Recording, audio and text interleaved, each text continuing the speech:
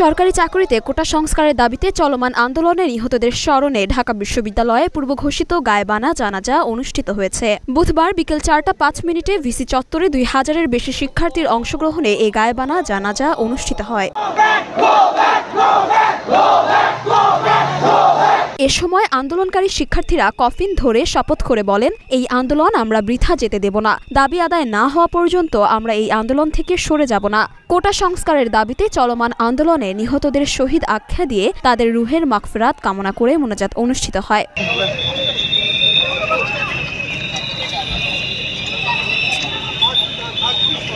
প্রসঙ্গত, চলমান কোটা সংস্কার আন্দোলন গতকাল মঙ্গলবার বেশ সহিংস রূপ নেয়। এদিন ঢাকাসহ বিভিন্ন স্থানে সংঘর্ষে 6 জন মারা যান। আহত হন কয়েকশো আন্দোলনকারী শিক্ষার্থী ও ছাত্রলীগের নেতাকর্মী।